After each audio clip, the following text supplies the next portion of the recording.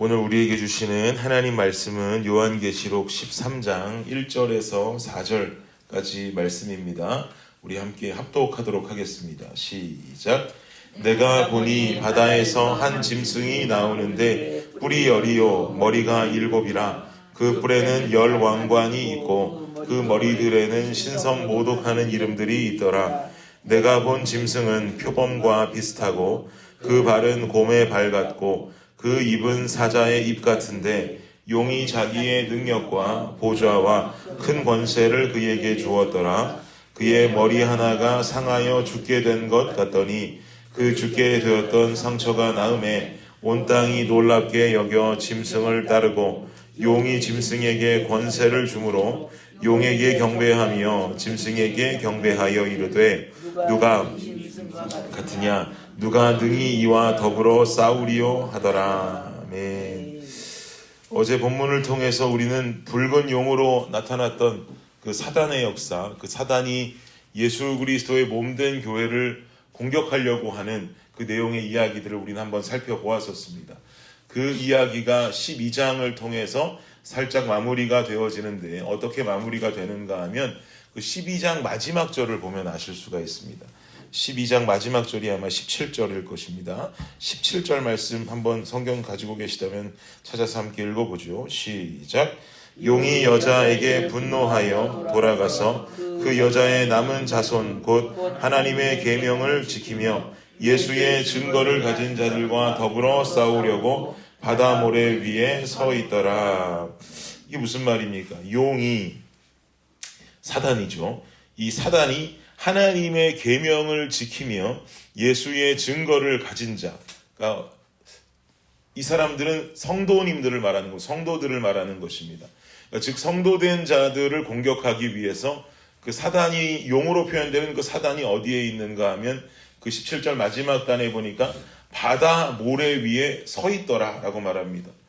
그러니까 신앙생활을 잘하는 성도들을 공격하기 위해서 그 사단이 바다 모래 위에 서서 기다리고 있다는 것이죠. 그리고 나서 바로 이어지는 13장 말씀에 아까 읽었던 본문인데요. 1절 말씀에서 이렇게 말씀하고 있습니다.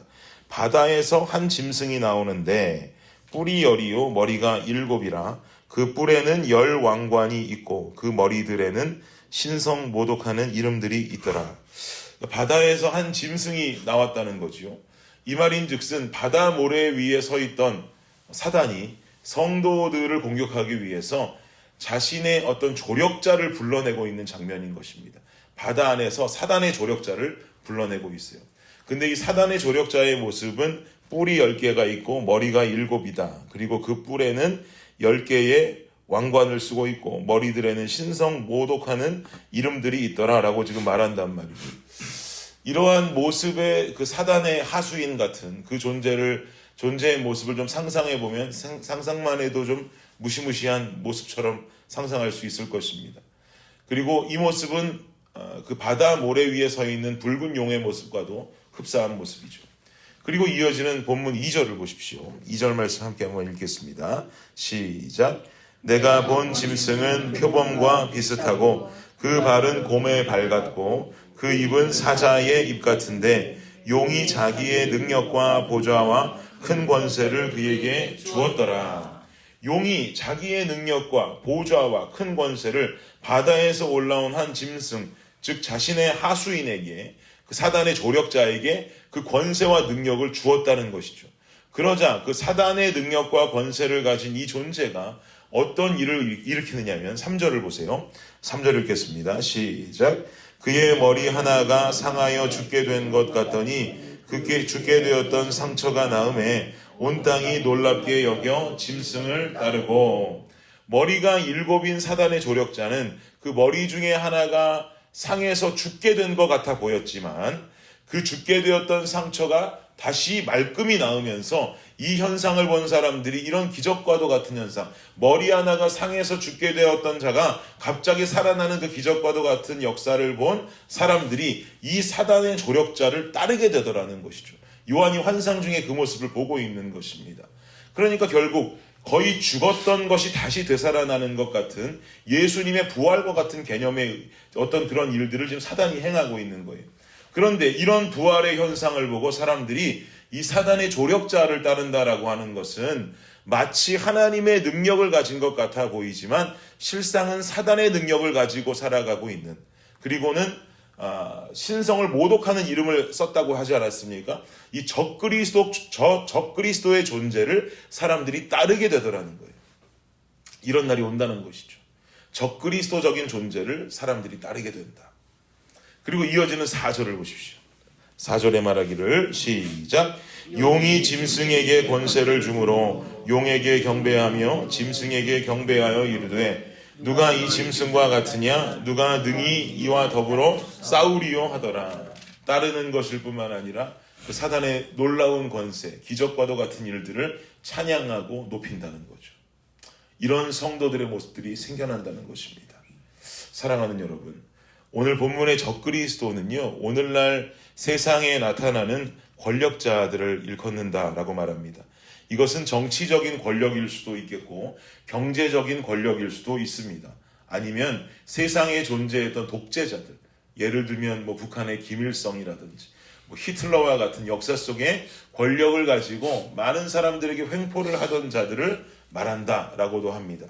이렇게 세속화된 세상이 하나님의 능력을 가진 양 힘을 가지고 과시하고 자랑하는 것, 그러나 실상은 이러한 능력들과 힘들은 하나님께로부터 온 것이 아니라 사단으로부터 온 것이라는 거죠.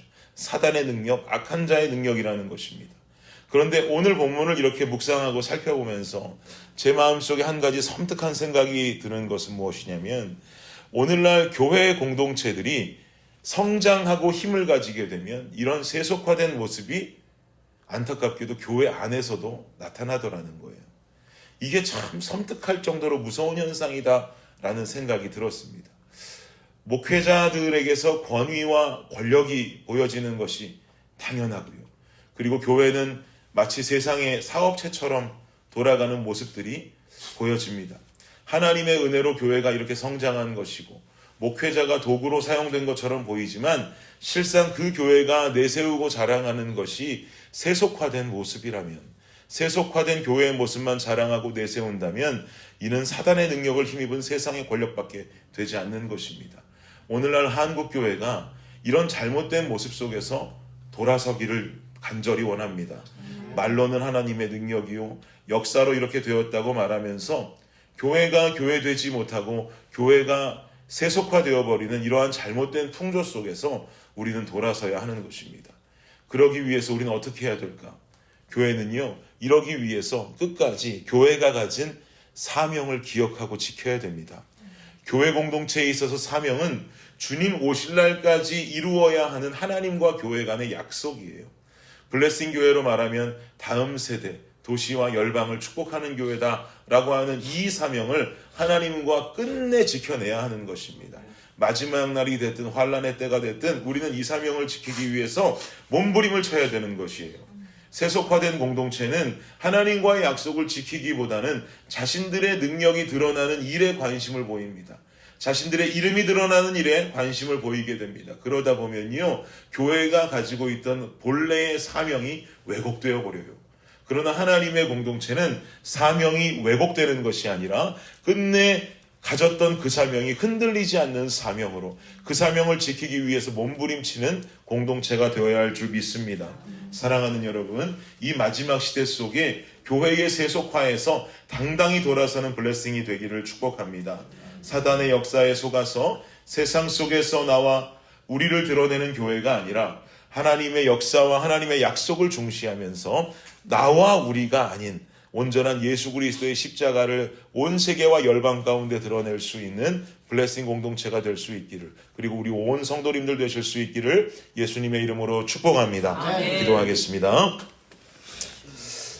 주님, 교회는 세속화된 물결이 교회로 들어와 세속화되어지는 것이 교회가 아니라 교회의 거룩함이 세상 속으로 나아가 세상을 거룩하고 이롭게 만드는 사명을 가지고 있는 공동체인 줄을 믿습니다.